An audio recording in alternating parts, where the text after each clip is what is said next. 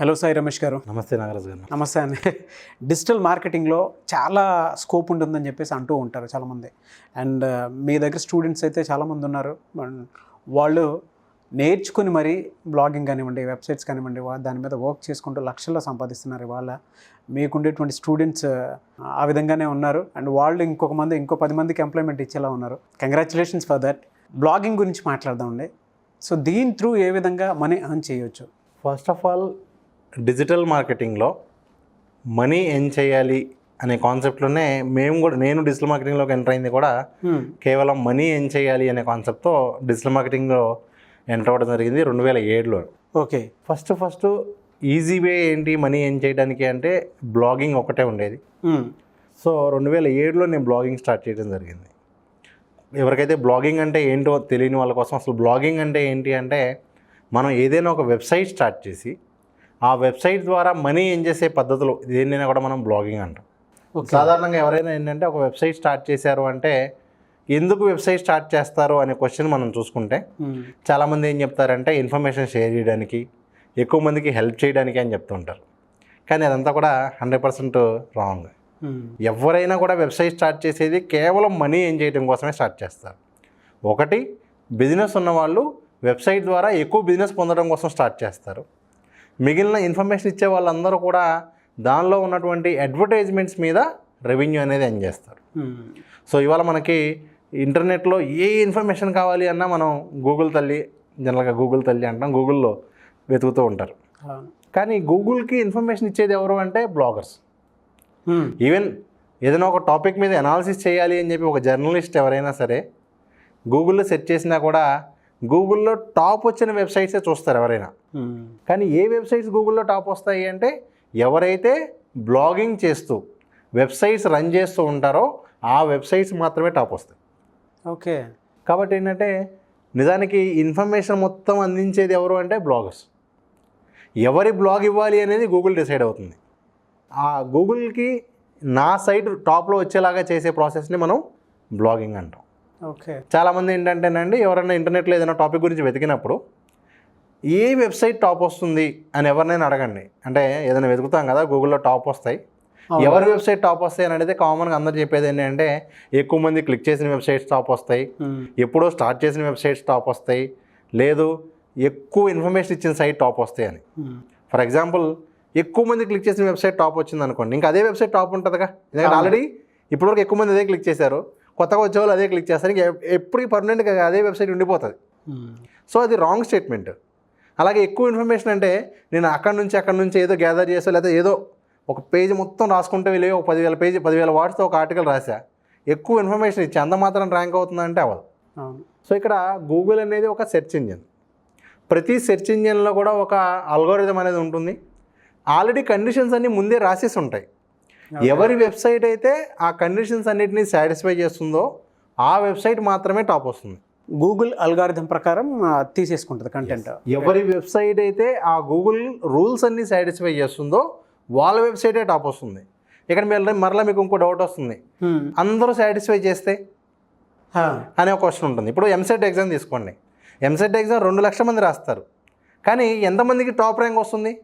అవును, ఒక ర్యాంక్ ఒక పర్సన్కే వస్తుంది.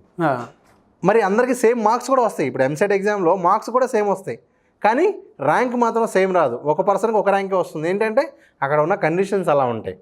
సేమ్ మార్క్స్ వచ్చినప్పుడు ఏం చేస్తారు, మ్యాథ్స్లో ఎవరికి ఎక్కువ వచ్చిందో చూస్తారు, మ్యాథ్స్ అయిపోతే ఫిజిక్స్, అదే అయిపోతే డేట్ ఆఫ్ బర్త్.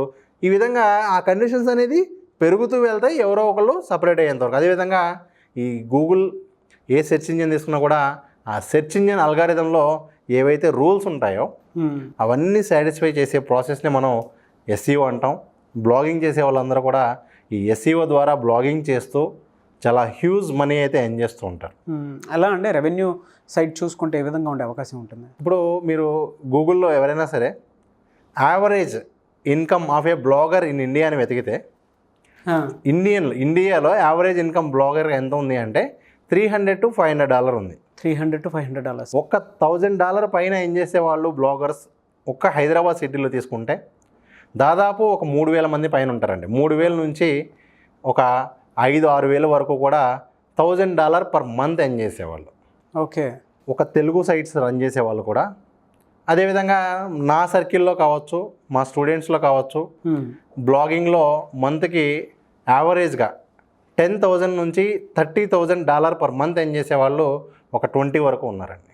ప్రతి నెల వాళ్ళు సంపాదించడమే కాకుండా ఒక టీం తీసుకుని ఒక టీం మెయింటైన్ చేస్తూ ఎంతోమందికి ఉపాధి ఇచ్చే వాళ్ళు కూడా చాలామంది ఉన్నారు. అయినో చాలామంది బ్లాగింగ్ గురించి నేర్చుకొని లైఫ్లో ముందుకెళ్దాం అనుకున్నటువంటి వాళ్ళు ఉంటారు. వీడియో చూసిన తర్వాత అయినా సరే మిమ్మల్ని అప్రోచ్ అవుదాం అనుకుంటారు.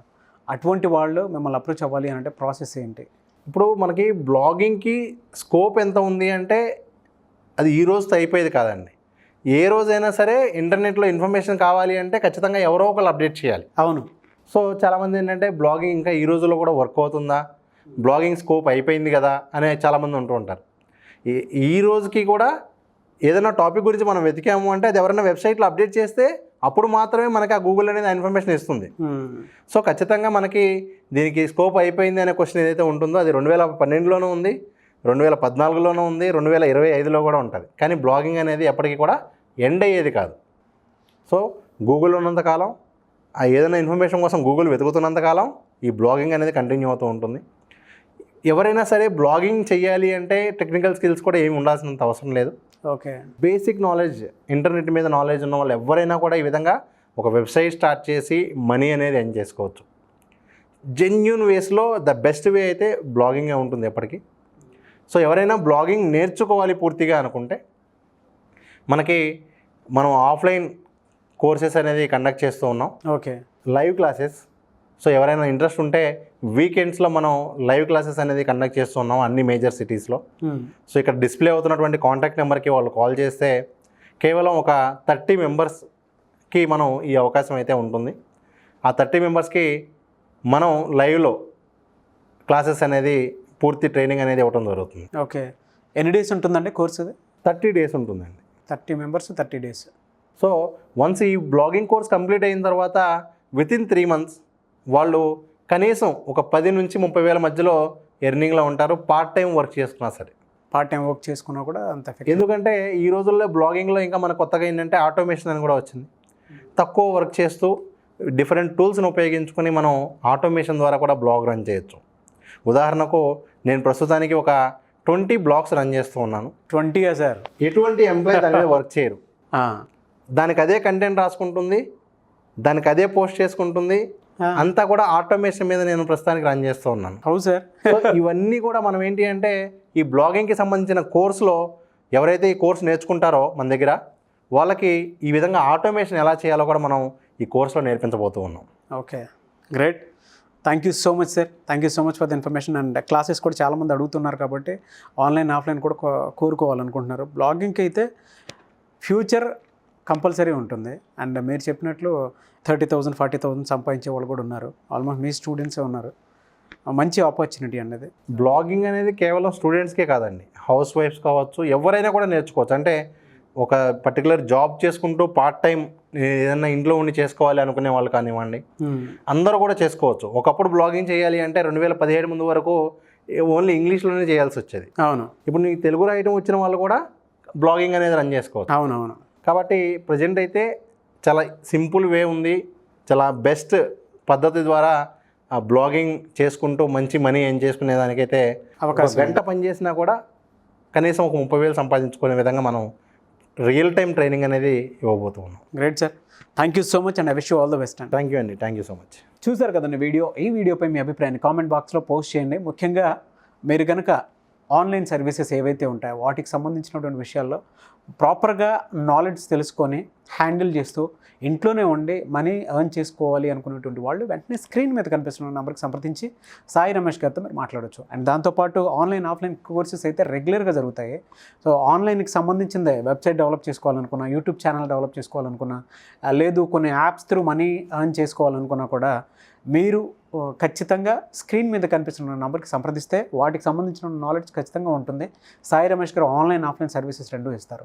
సో ఈ వీడియో లైక్ చేయండి, షేర్ మాత్రం తప్పకుండా చేయండి. అండ్ ఆసక్తి కలిగిన వారు ప్రస్తుతం ఉండేటువంటి ఈ వీడియోకి సంబంధించినటువంటి నాలెడ్జ్ కానీ ఆన్లైన్ ఆఫ్లైన్ క్లాసెస్ కానీ కావాలి అనుకునేటువంటి వాళ్ళు కూడా సంప్రదించవచ్చు. ఈ వీకెండ్లో అయితే మేజర్ సిటీస్లో ఎక్కడైనా సరే క్లాసెస్ అయితే జరుగుతూ ఉంటాయి కాబట్టి ఆసక్తి కలిగిన వారు కాల్ చేసి డేటా అంతా తీసుకొని ఎన్రోల్ చేసుకోవచ్చు. ఈ వీడియో లైక్ చేయండి, షేర్ మాత్రం తప్పకుండా చేయండి. ఇలాంటి మరిన్ని వీడియోస్ కోసం మా ఛానల్ ఫాలో అవ్వండి. Thank you.